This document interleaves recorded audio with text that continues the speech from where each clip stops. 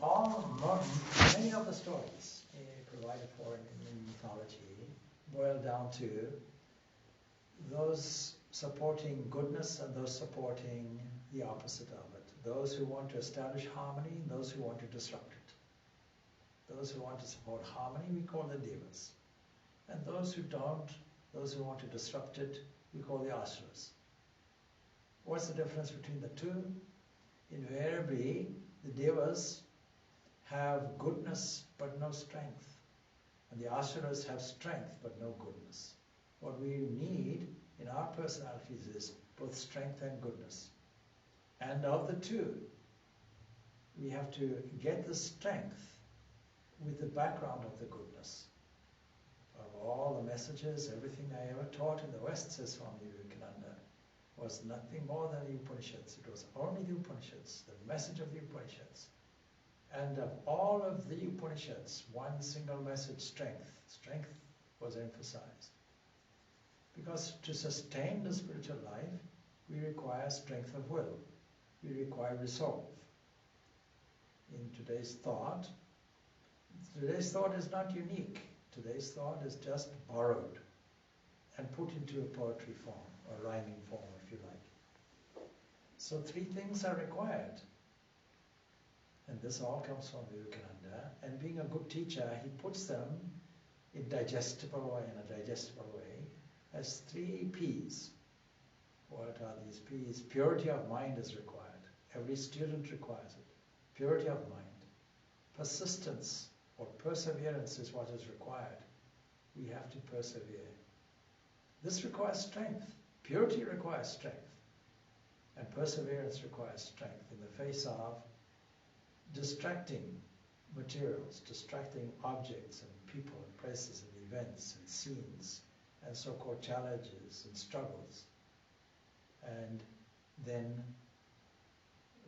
the other component is patience. We have to have patience. We cannot be impatient. We cannot expect a result immediately. What is the formula for not expecting a result immediately? You change the aspect. I'm trying to gain something. I'm trying to fill something up. I haven't got, I want, I need. Replace it with, I have it already, let me express what I have. When we do the yoga exercise, it's one of the key statements I make when people are, in the beginning, doing a relaxation. I tell them, remember, yoga exercise is not here to gain anything. It's not here to correct anything. And there's no such thing as competitive yoga. You're not here to compete. So what are we here for? We're here to express the health we already have.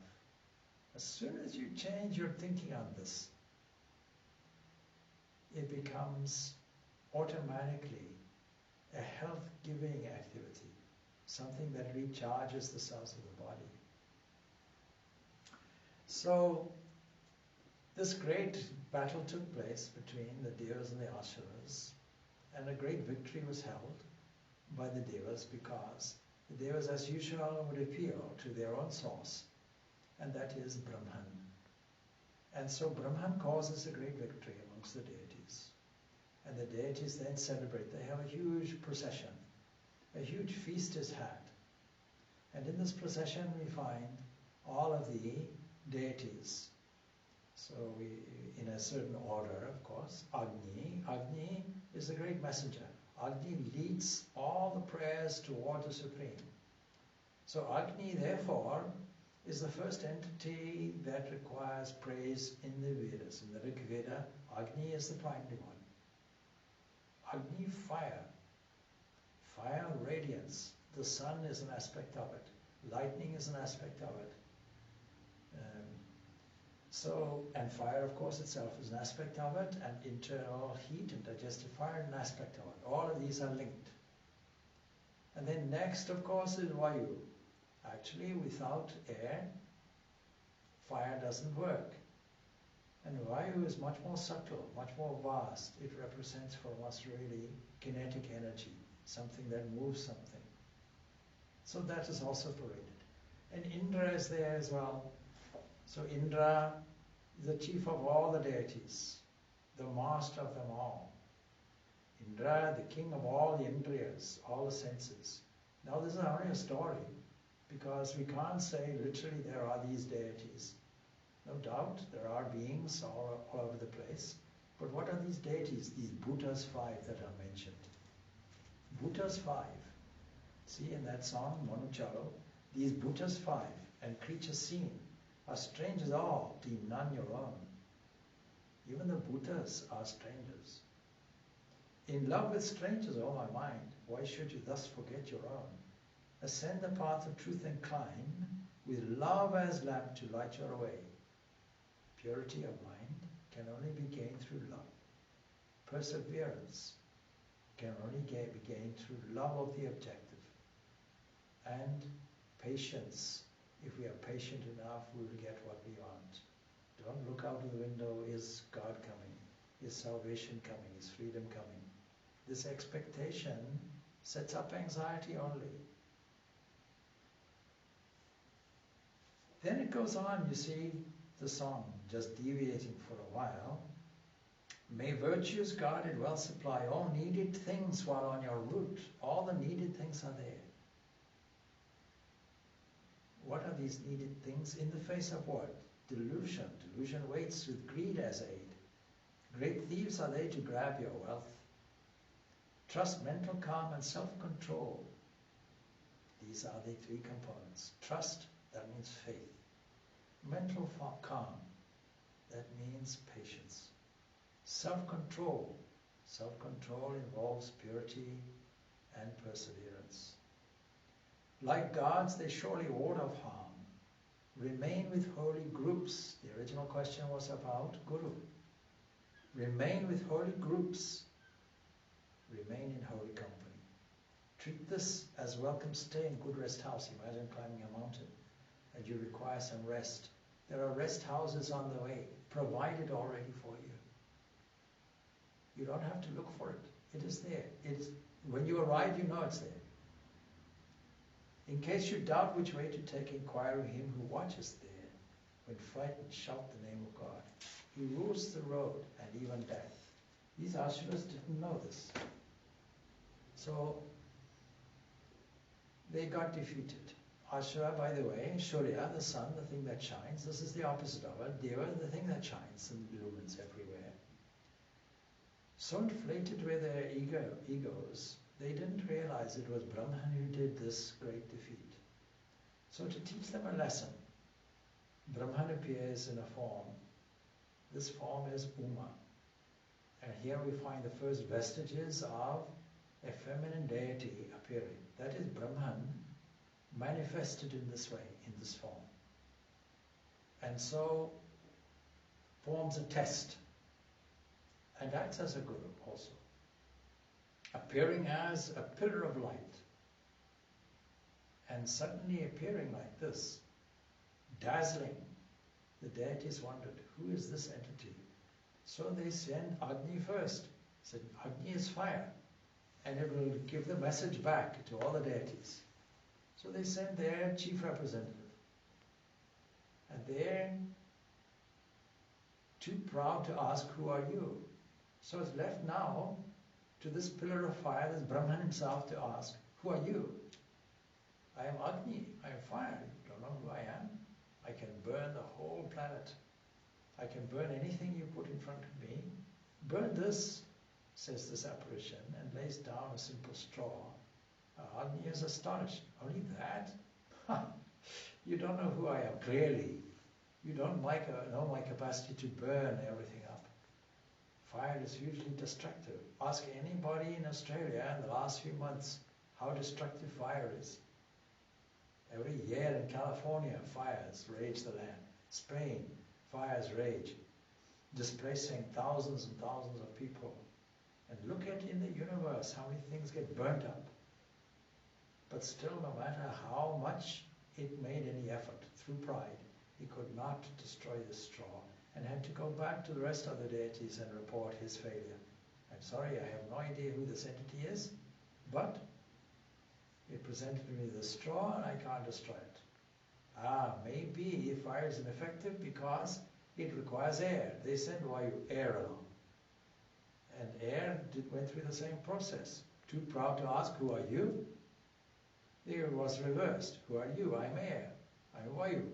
Don't you know who I am? I'm everywhere present. And I destroy things. Ask anybody who's heard or read in the news or experienced a tornado or hurricane, the vast destructive capacity for air. It simply blows. Destroy this. This challenge goes out.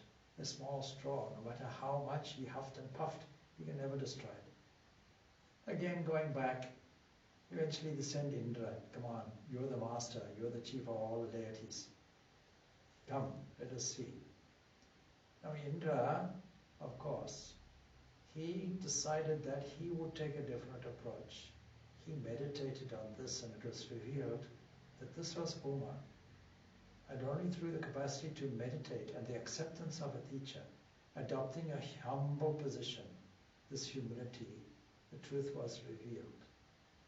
That this pillar of light goes on endlessly. And that this ultimately is the real source. This did not belong to the deities. It did not belong to them. They had no agency with it. The I itself doesn't move. Now this story is in relation, of course, to an original question, by whom? Kena. Kena, by whom? Willed by whom? Willed by whom do the eyes see?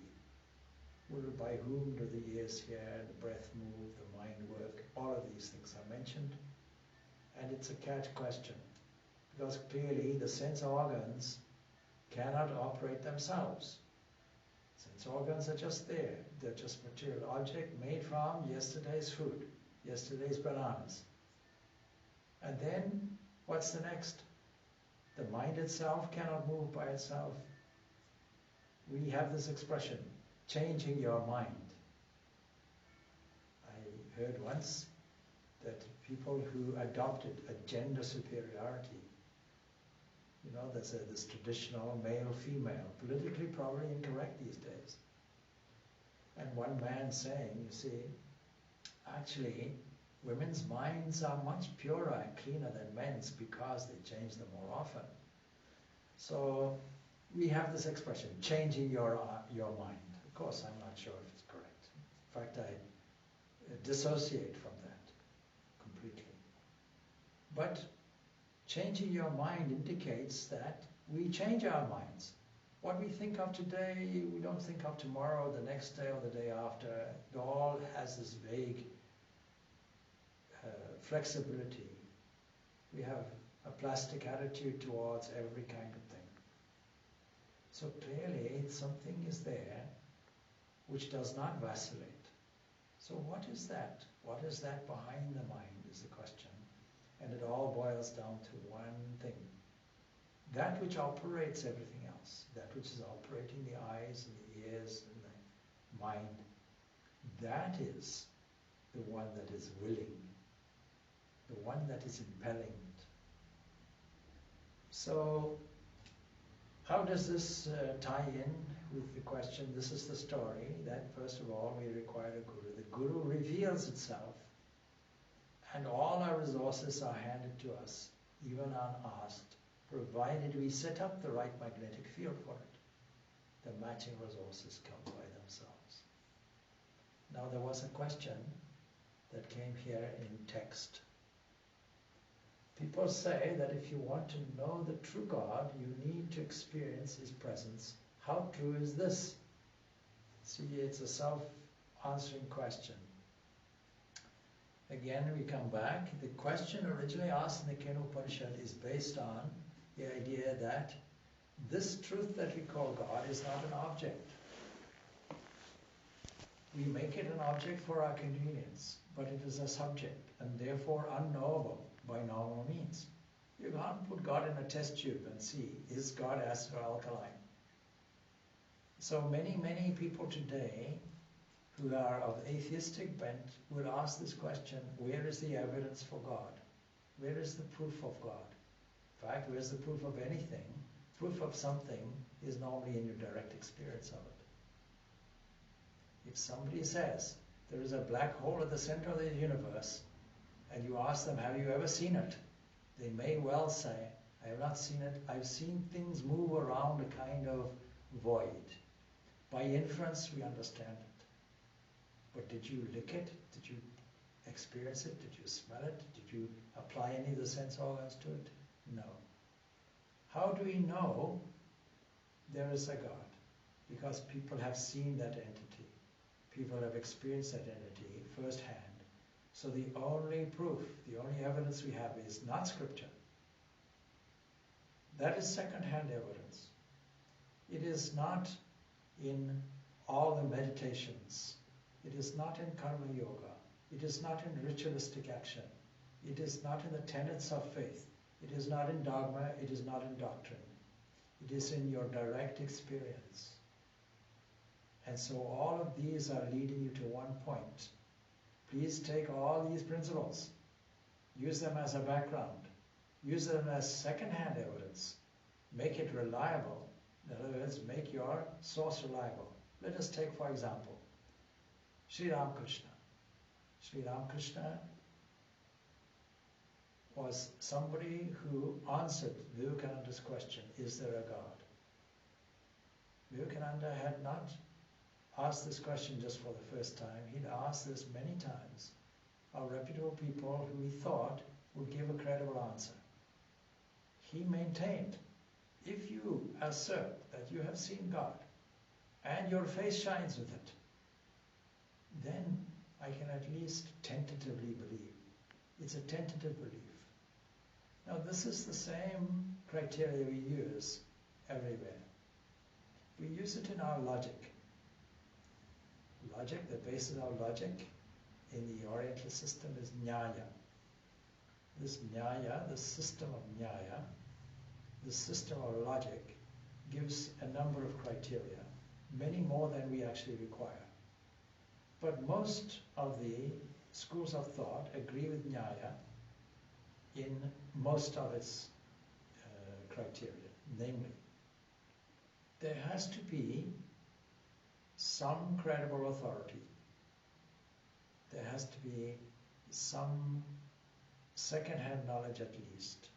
Secondly, it must conform to logic itself. It must have a rationale behind it. Thirdly, we must be able to verify it firsthand by repeating, if you will, the experiment that is laid out as a method from those who said it is true. And then only will we find it out to be true. So people say, they say, whoever this they is, they say that if you want to know the true God, that is the true experience, that is the knower itself, that is subjectively, not as an object, then you need to experience its presence, yes, it as here, as now. And how true is this? It's absolutely true, because you can only know the knower by being the knower. There's no other way. You have to be the knower to understand the knower. See, our term knower is our way of saying that this is a subjective entity, a seer, a knower, and can never be known with the eyes or the ears. By whom willed and directed, see, kinesitam, patati, preshitam, does the mind light on its objects? By whom commanded does life, the first, move? First, because without prana, without this movement of breath, we know there's no life. At whose will do people utter this speech? And what God is it that prompts the eye and the ear? So these questions are put, by the way, in beautiful verse. Later on it changes to prose. But the questions assume that there is a relationship between the reality and these phenomena that we experience. That the real, in fact, governs the phenomenal. Phenomenal is something that we experience externally, something that is objective. The seer can never be seen. We have to understand this very clearly. But then is the external God that we worship real? Strictly speaking, no. Strictly speaking. Because everything is a manifestation of that one entity. Is it? Yes. But we don't know that unity. That's the difficulty. Because it is that which is. Shrotrasra, Shrotram, Manaso, Mano, Yad, Vachoha, Vacham, Sayu, Pranasya, Prana. Because it is that which is the ear of the ear, the mind of the mind, the speech, indeed of the speech, the breath of the breath, the eye of the eye, the wise, not you and I, the wise, giving up wrong notions of their self-sufficiency, that is their agency, and departing from the world, they become immortal. All of this Upanishad is gearing us up, steering us, directing us to a condition of immortality. And there the eye goes not. The eye won't go there. Language, speech, description won't go there. God is like this, God is like that. Nor the mind, we know not. We understand not how one can teach this. You can't teach it. You can't find it in a book. You won't find it in a lecture. You won't find it even on Google, you won't find it. And so, other indeed, is it that the known, than the known, and also it is above the unknown. Thus have we heard. See, second-hand knowledge from the ancients who have explained it to us. These ancients are a reliable source. They have experienced it directly. That which is not expressed through speech, but that by which speech is expressed. They're a wonderful meditation passage. We think, we speak. I'm speaking now, so-called. See, I'm using the language of agency. But am I speaking? Or that entity enables me to speak, is speaking through me, through the mouth, through the vocal cords, using the capacity of the lungs to inflate and deflate, enabling speech, enabling a FOXP2, that is a certain genetic mutation that enables the vocal cords to speak. And so that which is not thought by the mind, but by which they say the mind is thought, that truly, know thou, is Brahman, and not what people here adore. Very important. This is my final statement on it. Not what people adore, even though it looks like that. Now, if you register it to be the same, then it's that source. But when we objectify it externally, then we cannot say that that is it. It is the eternal subject, more subtle. The whole of the Upanishads idea is to indicate this thing which cannot be known by objective sense perception, no more than the deities, the devas, can claim anything to be their own. They cannot. And so there's a beautiful Upanishad that is related to this whole understanding of agency and providing the resources and compiling for us or drawing to us the things that we seem to have set up as a magnetic field. It itself does it from within, sets up an attractive magnetic field and attracts all these things toward us. It is not only the internal magnet, but also the magnetic field and also that which is drawn into it, including Guru, including scripture, including religion, including geographic location, including historical era, including sets of parents, genetic lines. All of these things are there. All right, so I hope I've answered at least 2 questions.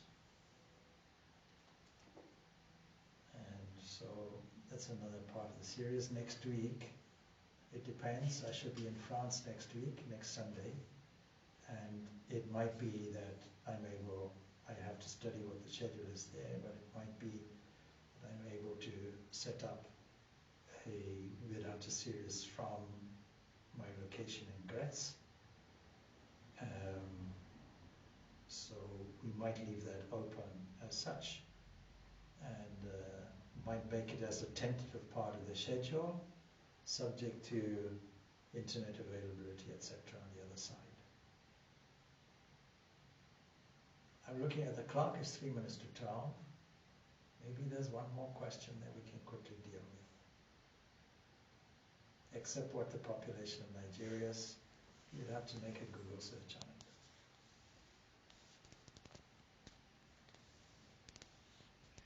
Swami? Yes, hello. How is, when you were talking about Vivekananda, you mentioned 3 P's. The first one was purity of mind. How is purity of mind established or cultivated? Okay. I didn't necessarily say purity of mind, but it does amount to that. You're quite right. So what makes the mind impure is egoism, this sense of agency that I've been telling you about. When we take, yes. So you see, purity is called sattva. If you have to understand, of course, one of the most fundamental things in the Vedanta philosophy is the Sankhya idea of gunas. We have to really grasp it properly, that these 3 elements are these things which comprise the entire of a material existence, including mind. Mind is a material thing. So mind, this idea mind or matter, or mind over matter, is an oxymoron because mind is matter in its subtle form and matter is gross mind. Energy is matter, matter is energy. You can't make a distinction between the two. The one is a manifestation of the other or a different form of the other. So we take the most subtle component of this matter called mind. That is a kind of field in which we are able to insert or review what is there as an action and reaction, and insert what we want as a displacement of any egoistic tendencies. The Bhagavad Gita says this beautifully in 15th chapter, that an eternal portion of myself became this jiva. What a beautiful statement. When we forget this is called ignorance. So the removal of ignorance is through knowledge. This knowledge is based on these principles that we are teaching here. And then the purification process is the practice of it. But we have to learn to revalue things. I put it in a thought the other day. Instead of saying my body, there are 2 golden rules. Instead of saying my body, we say Lord's eternal city or temple, his dwelling place, his house, his palace. In which case, won't I clean it? Purifying it means I'll clean the body, his housing, externally. If we had done that amidst the COVID virus, we would have had no problem with it. Now only we're deciding we have to wash the body outside, wash the hands, wash objects, make sure everything is bacterial free, make sure everything is in a condition where microorganisms cannot spread. When we cough, should we not cover our mouth or just openly do it? This is just common sense. It's part of physical purity. So physical purity must be there. You know the English, that cleanliness is next to godliness. So purity has to be there externally. Internally it has to be there. How do we purify the internal? Internally, physically, we do this by yoga exercise, removing anxiety from the mind. It has its telling effect immediately on the body. We do this by making sure that the body is exercised properly, fed properly, and that any excess deleterious matter be removed. This in yoga is called Kriya Yoga. Not to be confused with certain systems. This is the Hatha Yoga version of Kriya Yoga. Anyway, that aside, how do we purify the mind? Why should we purify the mind?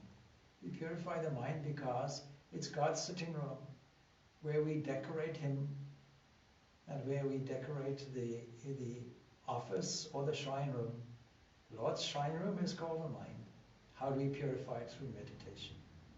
Meditation applied is the purifying aspect to the mind, purification of the mind. And acknowledging this earth car to be His instrument or His housing, where he sits, unborn, ajna, and where his consciousness is unflickering, avakara. In that environment, we now revalue things. Now, don't say I have anything to do with health, because all I am is a cleaner. That's all. What's my job? Cleaning. I thought the Swami was a great spiritual practitioner. I said, no, he's just a cleaner. He told me yesterday, he's just a cleaner. What's my job? Cleaning, but unpaid. I'm happy to do it with no pay. I'm happy to do it as an expression of love. So we should make our job only cleaning. Spiritual practice is only cleaning. Perseverance, where does it come from? It comes from holding the goal and the ideal in mind constantly. We do this through studying this philosophy. Studying the Upanishads is the way to do it. Studying scripture is the way to do it. Studying holy books, studying the lives of those who've gone before us, who have already done it. This is where we get our perseverance from. Never forgetting the goal, and never forgetting that the presence, divine presence, is here and now, and practicing that. And then patience. If all our job is to express, if all our job is a cleaning job, then impatience will not be there. We have no future to look to with anxiety. Nothing to achieve, nothing to attain. Nobody to compete with. So this is spiritual practice.